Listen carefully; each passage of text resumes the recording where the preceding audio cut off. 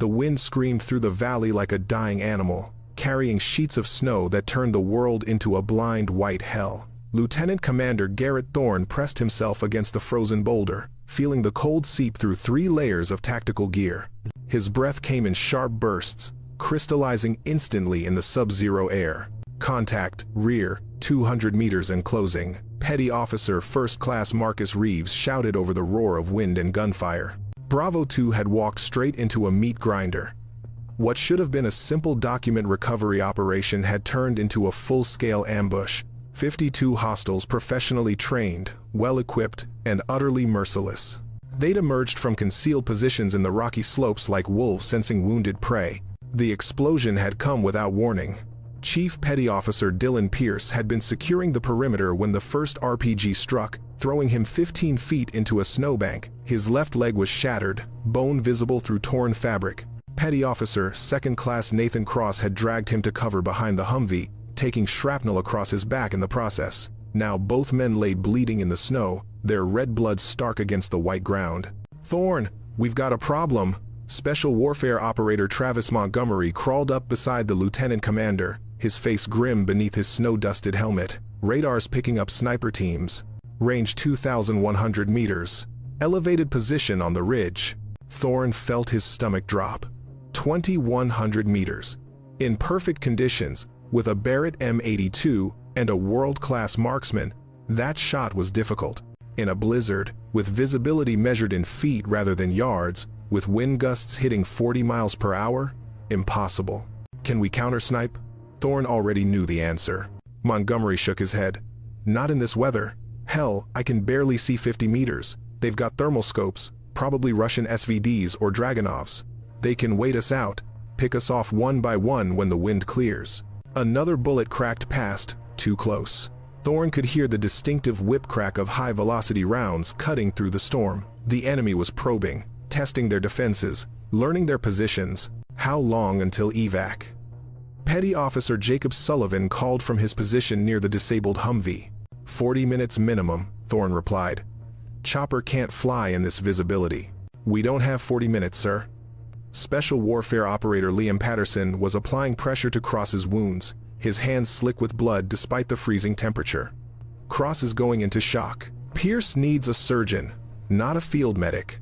Thorne made the calculation every commander dreads. 6 operators in fighting condition, 2 critically wounded, 52 hostiles with superior positioning and long-range capability, no air support, no reinforcements. The math didn't work. He reached for his radio, cycling through to a frequency he'd been told about in a classified briefing 3 years ago, a frequency that supposedly didn't exist anymore, a legend that had died in an ice crevasse during Operation Frozen Dagger. Frost Protocol.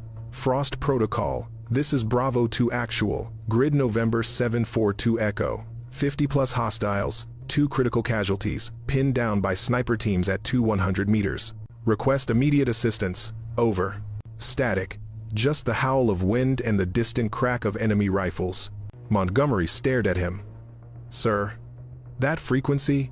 I know what it is." Thorne cut him off. More static. The snow fell harder, as if nature itself was trying to bury them alive. 30 seconds passed. A minute. The gunfire intensified as the enemy advanced under cover of the storm.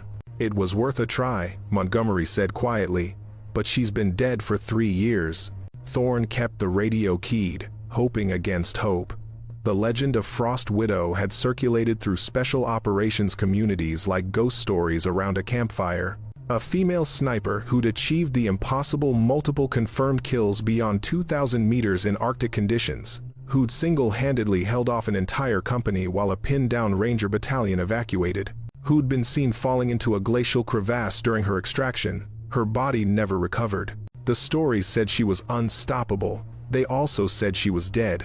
Bravo 2 Actual, say again your grid coordinates. The voice cut through the static like a knife through silk. Female, calm, cold as the ice surrounding them. Thorne's finger froze on the transmit button. Montgomery's eyes went wide. Even Sullivan, who'd been laying down suppressing fire, turned his head. "Frost Protocol. Is that RU?" Thorne caught himself, forced his voice steady. "Grid November 742 Echo. We have critical casualties and enemy snipers at extended range. Cannot achieve effective counterfire due to weather conditions. Copy your situation. What's your exact position relative to the Humvee? Southeast side, using it as primary cover. Why? Don't move, any of you. I need you exactly where you are. The transmission ended. Thorne stared at the radio. She's alive, Sullivan whispered. The Frost Widow is actually alive. Belay that talk, Thorne snapped, but his heart was hammering. If the stories were true, if even half of what he'd heard was accurate, they might actually survive this. Patterson looked up from treating Cross. Sir, even if she's real, she'd have to be what, 10 miles out? 15? She'll never reach us in time. Another explosion, closer this time. The enemy was bringing up mortars. Thorne could see movement through the snow figures advancing in tactical formation, professional and patient. They weren't rushing, they knew time was on their side. Pierce groaned, his face gray with blood loss. Cross's breathing was shallow and rapid. Hypothermia was setting in despite Patterson's best efforts. Montgomery, Sullivan prepared to displace on my command. We may have to make a run for that outcropping at Commander Thorne. The voice crackled through his radio again. Confirm you and your team are currently using Humvee Echo 77 as cover. Affirmative. How did you? When was the last time you checked underneath it? Thorne blinked. Underneath? We secured the perimeter when we took cover, but the answer is no one checked. Because you were under fire. Because you assumed the ground was clear. Tactical psychology people look out, not down. A chill ran down Thorne's spine that had nothing to do with the temperature. Are you saying, 90 seconds, Commander.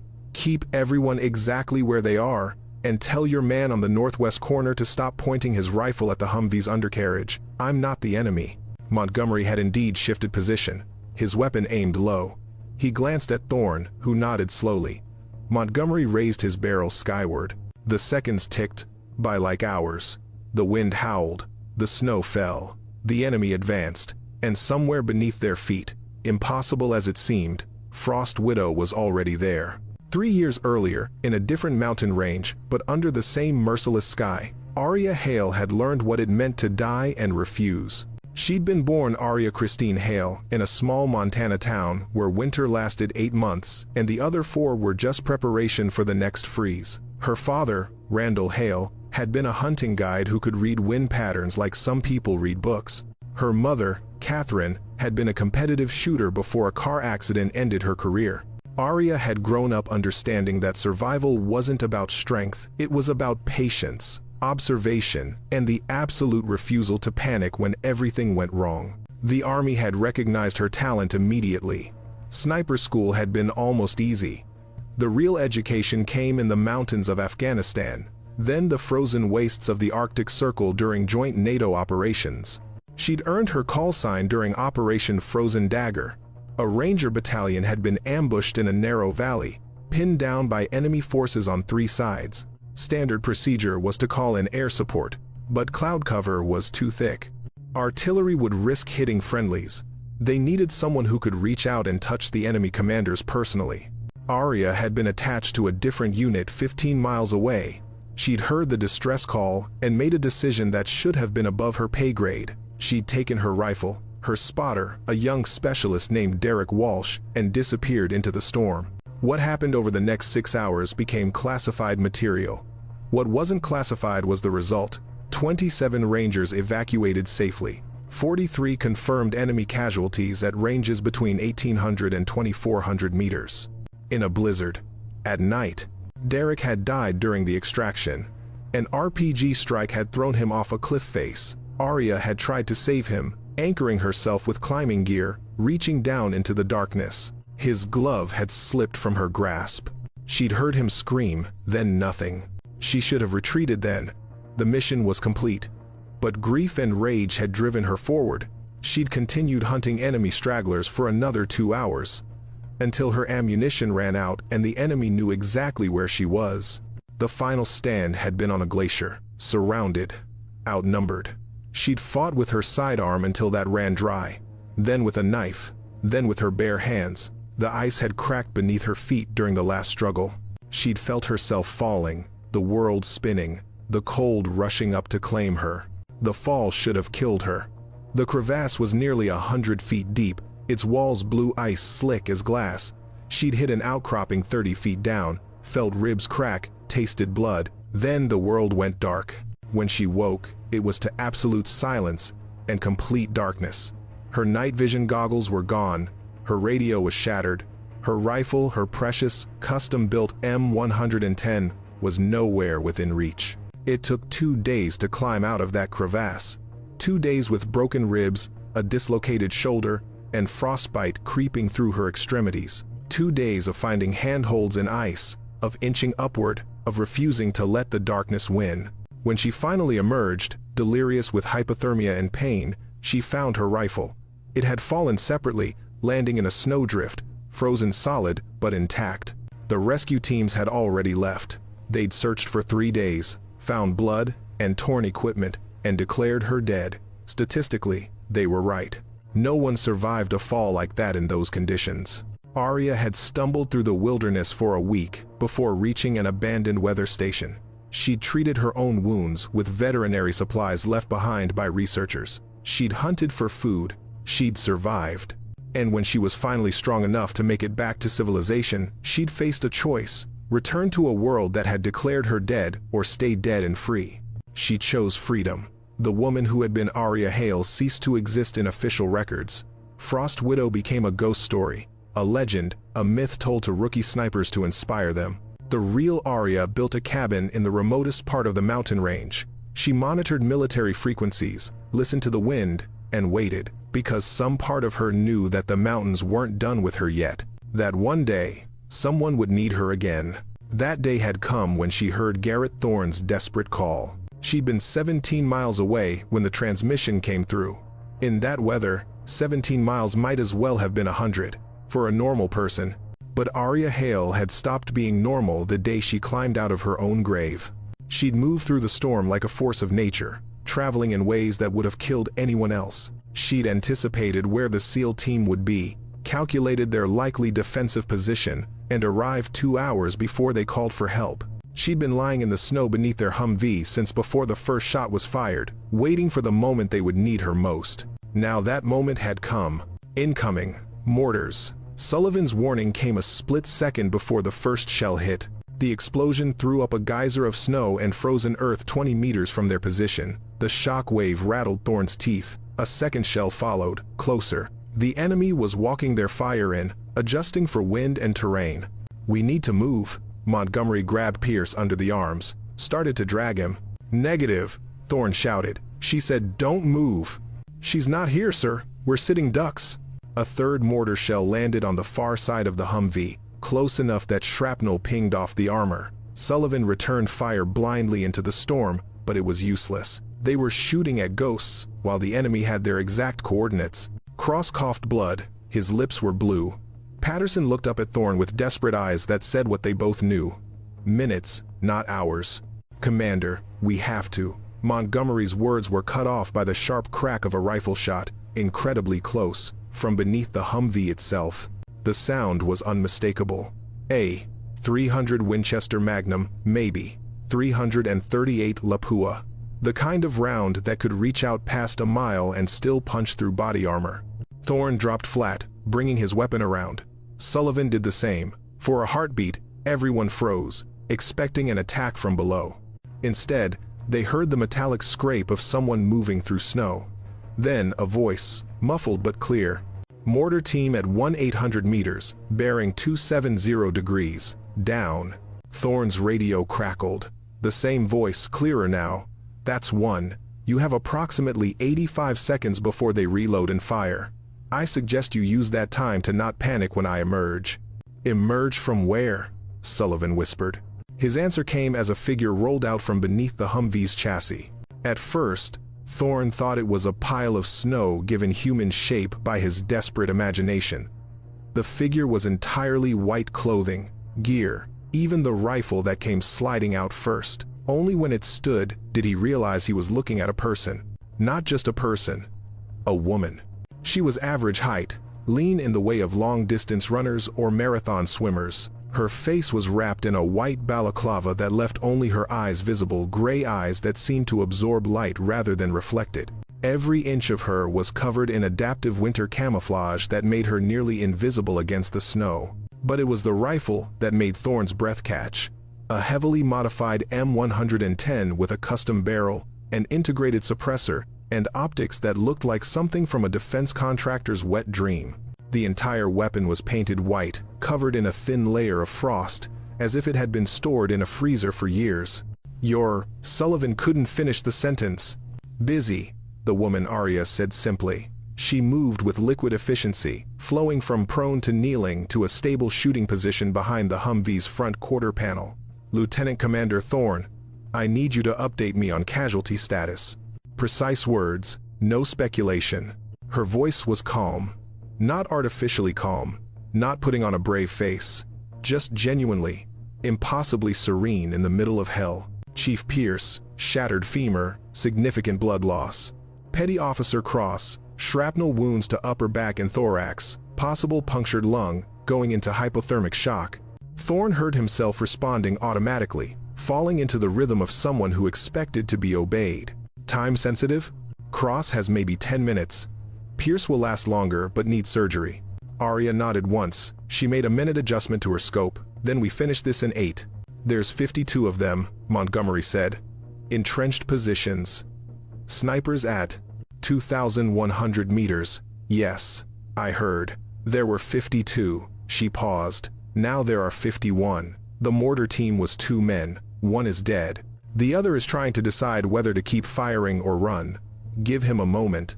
As if on cue, they heard a distant shout in a language Thorne didn't recognize. Then silence from that direction. He chose run. Smart. Arya's eyes never left her scope. Your primary threat is the sniper team on the ridge. 3 shooters, 1 spotter. They're good. Former military, probably Spetsnaz or Wagner Group. They know what they're doing. How can you possibly know their positions in this weather? Patterson asked. For the first time, something like amusement crept into Arya's voice. Because I've been tracking them for 2 hours, I know which one smokes. Which one keeps adjusting his scope because he doesn't trust his zero. Which one is about to die because he just shifted his weight onto his left foot. She fired. The suppressor reduced the report to a sharp cough that was swallowed by the wind. In the distance, through the snow, Thorne heard something that might have been a scream, quickly cut off. 3 remain, Arya said. They're relocating now. Won't matter. She transitioned smoothly, the rifle tracking invisible targets. Her breathing was perfectly controlled, in for 4 counts, hold for 2, exhale for 6, the rhythm of a machine. You were under that Humvee, Thorne said quietly. How? When? We had patrols. We checked. You checked for threats at human height. I came in ground level. During your perimeter sweep, while you were distracted by the initial contact. Belly crawled the last 300 meters while you were focused outward. Basic principles. People see what they expect to see. They don't expect threats from beneath their own cover. That's insane, Sullivan breathed. That's survival. Another minute adjustment, another shot, another distant cry cut short. 2. Montgomery exchanged glances with Thorne. This was beyond anything in their training, beyond anything in their experience. They were watching someone operate on a level that shouldn't exist. Ma'am, Thorne said carefully. Are you really her, the Frost Widow? Arya was silent for a long moment. When she spoke, her voice was quieter. I was Arya Hale, Sergeant, United States Army, 3rd Special Forces Group. That woman died 3 years ago in an ice crevasse. What's left is just... She paused, lined up her next shot. Weather, wind, snow, the things that remain when everything else is gone. She fired twice in rapid succession. Both shots so close together they almost sounded like one. The sniper team is eliminated. Now we address the infantry.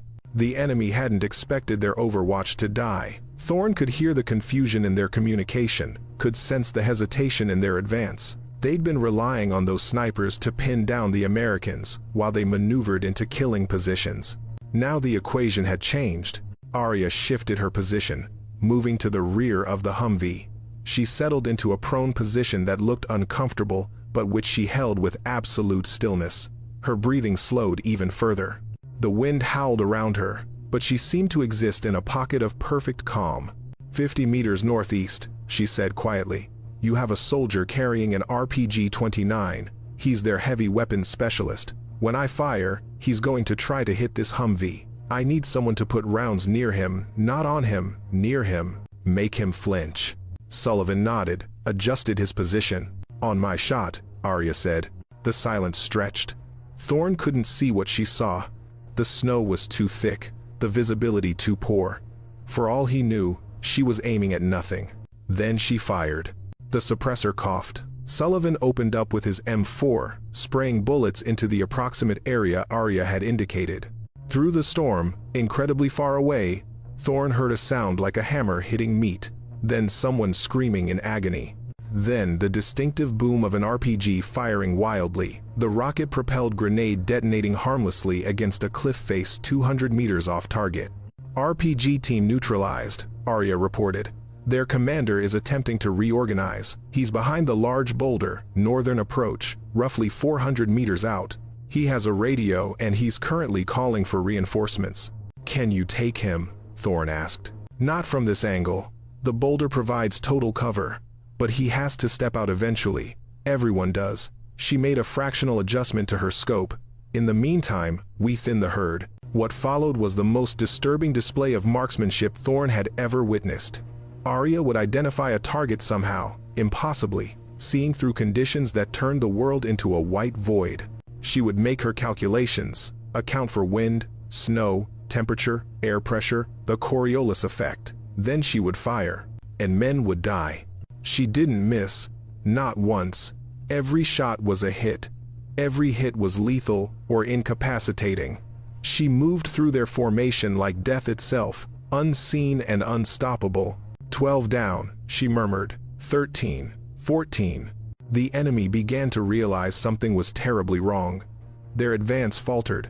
They started taking cover, trying to identify where the shots were coming from. But Arya's suppressed rifle left no muzzle flash. No visible signature in the snow. They're breaking, Montgomery said, with something like awe in his voice. Not yet. Arya's voice was flat. Their commander still hasn't shown himself. As long as he's alive, they'll regroup. We need to cut the head off the snake. She waited, patient as stone. The wind shifted, carrying the snow in different patterns. Somewhere in that chaos, a man made a mistake. There, Arya said. She fired. This time, Thorne heard it clearly, a sharp cry of pain, then shouting in what sounded like Russian. Commands turned to please, turned to panic.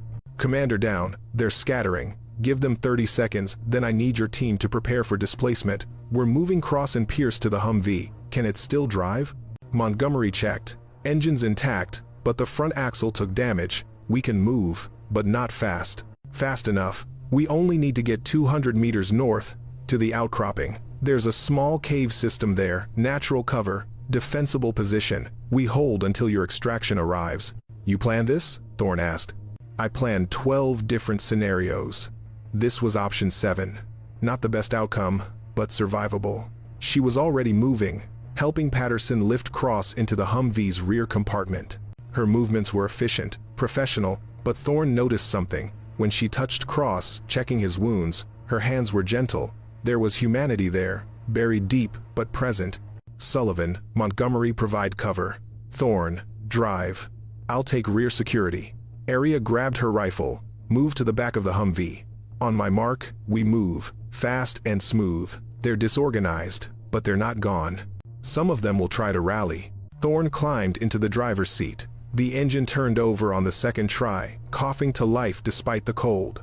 The Humvee lurched forward, riding on damaged suspension that protested every bump. They'd moved maybe 50 meters when the first shots came, not from the main force, but from stragglers, desperate soldiers trying to salvage something from the disaster. Arya's rifle answered. Thorne couldn't see her in the rear-view mirror through the snow, but he could hear the methodical cough, cough, cough of her suppressed fire. Each shot precise, each shot final. They reached the outcropping. Just as Arya had promised, there was a cave, more of a deep recess in the rock face, but it provided overhead cover and limited the angles of approach. Inside, now, Arya commanded. Sullivan and Montgomery hauled Pierce and Cross into the cave while Patterson grabbed the medical supplies. Thorn killed the engine, joined them. Arya remained outside for a moment longer, standing in the snow like a statue. She was scanning the area, her rifle moving in small arcs, tracking threats only she could perceive. Then she backed into the cave, never turning away from the storm. "We hold here," she said. 35 minutes until your extraction. They won't try again. They've lost too many, and they don't know how many more of me there might be." She finally lowered her rifle, pulled off her balaclava. Underneath, her face was lean and angular, with the weathered look of someone who'd spent years in harsh conditions. There was a scar running along her left jawline, disappearing into her collar. Her hair was cropped short, more gray than brown despite the fact that she couldn't be more than 35. But her eyes were what held Thorn's attention. Those gray eyes that had seen things no human should have to see, that had looked into the abyss and refused to blink. "Thank you," Thorn said simply. Arya nodded once. "Just doing what I do. I thought you were dead." "I was. Then I decided not to be." She knelt beside Cross, checked his vitals with practiced efficiency. "He'll make it. Barely. Your medic did good work." Patterson looked stunned by the praise. Pierce was conscious now, staring at Arya like she was a ghost. "I heard the stories," he rasped. "Didn't believe them." "Smart," Arya said. "Don't believe stories. Believe what you can see and touch. Everything else is just noise." The minutes ticked by in tense silence. Patterson worked on Cross and Pierce, stabilizing them as best he could in field conditions. Sullivan and Montgomery maintained watch at the cave entrance, though visibility had dropped to almost nothing. The storm had intensified, if such a thing was possible. Arya sat cross-legged near the cave opening, her rifle across her lap, her eyes closed. She looked like she was sleeping, but Thorn could see the minute tension in her shoulders, the slight tilt of her head as she tracked sounds beneath the wind's howl. "Contact," she said suddenly, eyes still closed. 800 meters, approaching from the southwest. 6 hostiles, they're trying to flank. "How can you possibly?" Montgomery started. "Listen," Arya's voice was soft. "Not with your ears, with your whole body. Feel the pressure change when someone moves through the wind. Hear the difference between snow falling naturally and snow disturbed by footsteps. The storm isn't your enemy. It's your greatest asset. It shows you everything if you know how to look." She opened her eyes, brought her rifle up in one fluid motion. "They're close enough now. This is going to be loud." Before anyone could ask what she meant, the cave entrance erupted with incoming fire. The 6 flankers had gotten closer than anyone expected, and they'd brought automatic weapons. Arya rolled left, came up in a kneeling position, and returned fire. Without the suppressor to hide her shots now, the rifle's report was deafening in the enclosed space. But every shot counted. The enemy had expected to catch them off guard. Instead, they'd walked into a kill box. Sullivan and Montgomery joined the fight, their M4S adding to the chaos. The muzzle flashes lit the cave interior like a strobe light. Spent brass pinged off stone walls. Thorn saw one hostile trying to advance under covering fire. Arya tracked him with inhuman precision, leading him by just the right amount to account for his movement and the wind. She fired. The man dropped. "RPG," Montgomery shouted. One of the enemy soldiers had a rocket launcher, was lining up a shot that would collapse the cave entrance and trap them inside. Arya saw it, calculated angles and distances in a heartbeat, and made a choice that defied logic. She stood fully upright, exposing herself completely, and fired 3 rounds in rapid succession. The first hit the RPG wielder in the shoulder, spinning him. The second hit the rocket launcher itself. The third hit the rocket as it left the tube. The warhead detonated prematurely, still too close to its launcher. The explosion took out the soldier and 2 of his companions in a wave of fire and shrapnel that briefly turned the blizzard orange. Arya dropped back into cover as if nothing unusual had happened. "Did you just—" Sullivan's voice trailed off. "Shot a rocket out of the air?" Arya checked her rifle's chamber, loaded a fresh magazine. "Technically I shot the launcher, and the rocket hit my round. Different thing." "That's impossible," Montgomery said. "Clearly not, since you just watched it happen." Arya's voice had an edge now, not anger, but something colder. The tone of someone explaining basic reality to children. Impossible is a word people use when they don't want to admit they haven't practiced enough. That shot took me 4 years and 17,000 rounds to perfect. It's not magic, it's mathematics and muscle memory. The remaining 3 hostiles were retreating, dragging their wounded. Arya let them go. Why not? Thorne started to ask. Because 3 terrified soldiers running back to their unit will spread more fear than 3 corpses. Fear is a weapon. Use it. She settled back into her watching position. They won't come again. We broke them. She was right. The next 20 minutes passed without contact. The storm began to ease slightly, visibility improving from hopeless to merely terrible. Cross's breathing had stabilized. Pierce was unconscious, but alive. Patterson looked exhausted, but relieved. Extraction bird inbound, Thorne reported, listening to his radio. 2 minutes out, they've got a visual on our position. Then, my work here is done. Arya stood, began gathering her equipment with the same methodical efficiency she brought to everything. Wait, Thorne said. Come back with us. You saved our lives. The least we can do is what?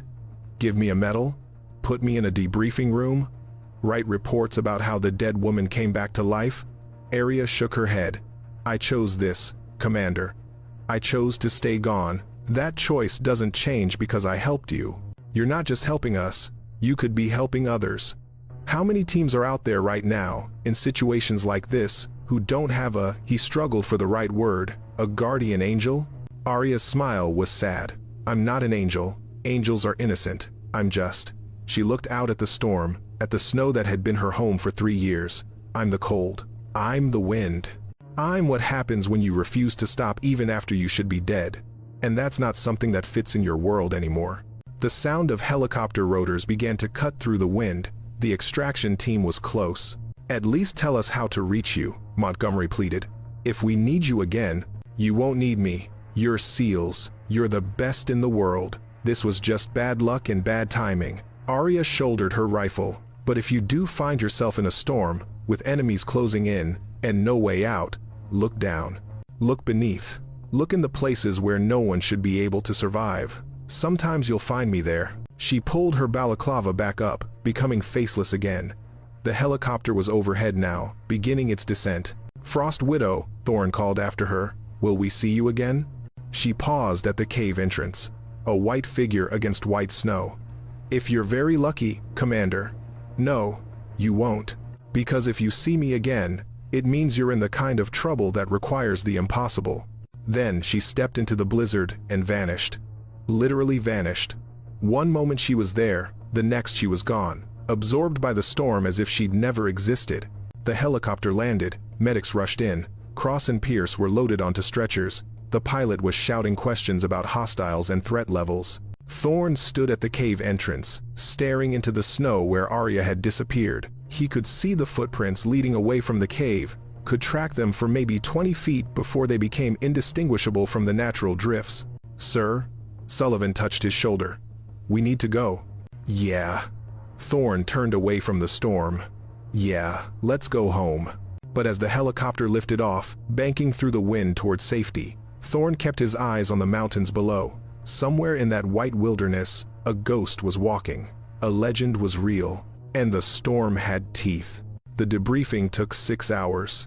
Thorne and his team sat in a sterile conference room at Forward Operating Base Glacier Point, repeating their story to increasingly skeptical intelligence officers. Let me get this straight, Colonel Barbara Hensley said, her voice carefully neutral. You're telling me that a soldier who's been declared Kia for 3 years spontaneously appeared beneath your vehicle, eliminated approximately 47 enemy combatants in under 15 minutes, and then disappeared into a blizzard? Yes, ma'am, Thorne replied.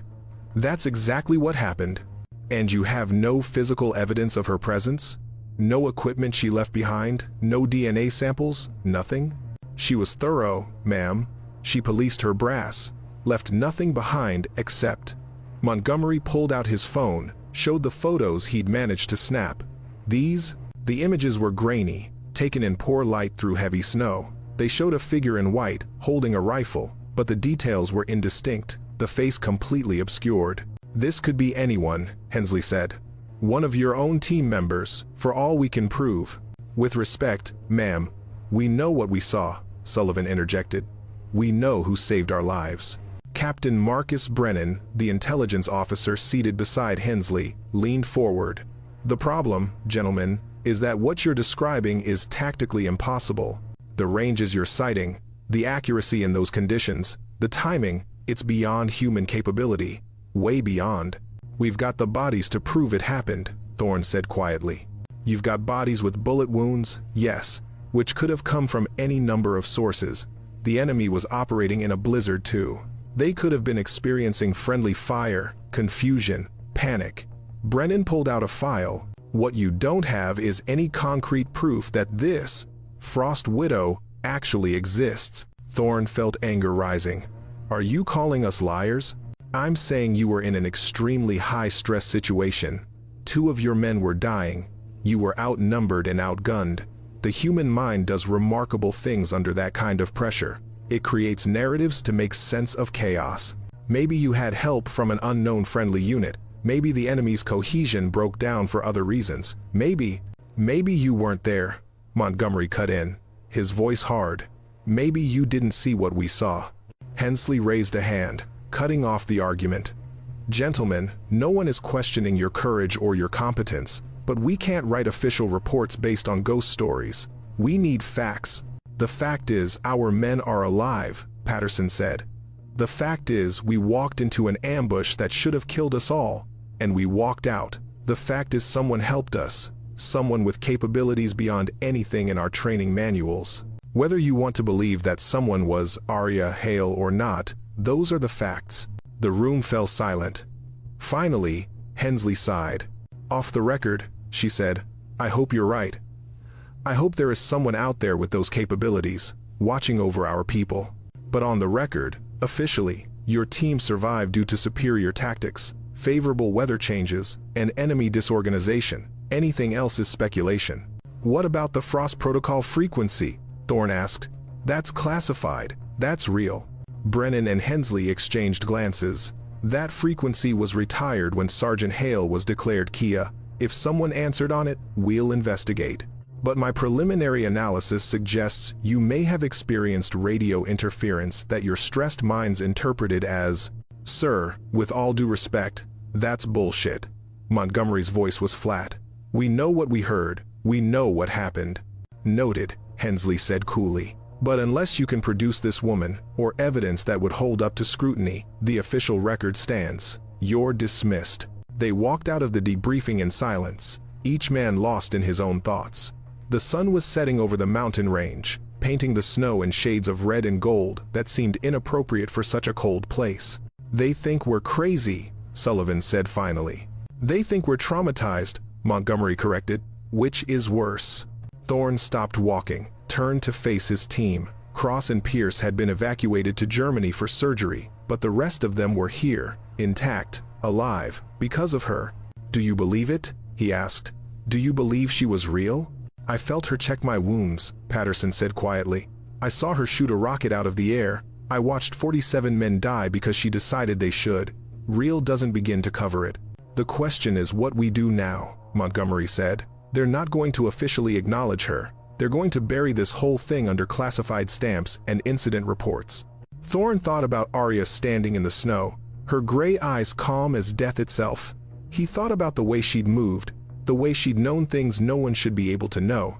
We don't do anything, he said finally. Because she's right. She doesn't belong in our world anymore. She belongs out there. He gestured toward the mountains. And maybe that's where she needs to be. Maybe the world needs someone who exists outside the rules, outside the bureaucracy, outside everything we think we know about possible and impossible. So we just forget about her? Sullivan asked. No. We remember. We tell the story. And when someone else calls that frequency, desperate and afraid, maybe she'll answer for them too. Thorne started walking again. That's her choice to make. All we can do is honor it. That night, unable to sleep, Thorne found himself in the communications center. The specialist on duty looked surprised to see him. Something I can help you with, Commander? I need you to monitor a frequency for me, Thorne said. Don't ask why, just monitor it. If you ever hear anything at all, let me know immediately. He wrote down the Frost Protocol frequency. The specialist looked at it, frowned. "Sir, this frequency is retired." "I know. Monitor it anyway. Please." The specialist saw something in Thorne's eyes that made him nod. "Yes, sir. I'll keep an ear on it." 3 days later, new orders came through. Bravo 2 was being rotated back to Conus for decompression and evaluation. The incident in the mountains was officially closed, classified, and filed away. On their last night at Fob Glacier Point, Thorne stood outside in the freezing air, looking up at the stars. The mountains loomed in the distance, black and silent. "I know you're out there," he said quietly to the wind. "I know you're real, and I know that someday, someone's going to need you again." The wind answered him, but in a language he didn't speak. Or maybe it was just the wind. Either way, Garrett Thorne went home with a story he could never officially tell, a debt he could never officially repay, and the knowledge that somewhere in the frozen wastes, death walked on 2 legs, and answered when the desperate called her name. 6 months after the incident, a file was created in the deepest archives of Joint Special Operations Command. It had no official designation, no proper classification markings. It was simply labeled, Frost Widow, existence unconfirmed. Inside that file were testimonies from Bravo 2, photographs that proved nothing but suggested everything, analysis of the enemy casualties that showed impossible shot patterns and angles, weather data that confirmed visibility had been near zero, and a note, added by Colonel Hensley herself, recommend passive monitoring of associated frequencies. Do not attempt active investigation or pursuit. If subject is real and operative, forcing contact could eliminate a unique strategic asset. If subject is not real, investigation would be waste of resources. Suggest watchful waiting protocol. In other words, if she's out there, leave her alone. She's too valuable to disturb. The file gathered digital dust. But it was accessed, quietly, by certain people in certain positions, and the story spread the way such stories always do in the special operations community. Not officially, never officially.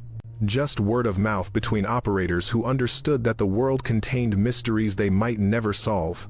A SEAL team in the Hindu Kush, pinned down by enemy fire, swore they saw a figure in white on a distant ridge. The enemy sniper team pursuing them died from shots that came from an impossible angle. A ranger squad in the Arctic Circle, separated from their unit, followed footprints in the snow that led them to safety. The footprints were too small to be a man's. They disappeared at a cliff edge where no one could have climbed.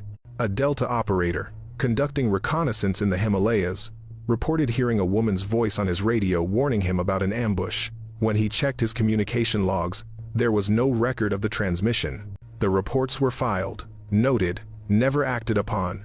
Because that was the protocol now. If you see the ghost, thank her and let her go. Garrett Thorne never forgot.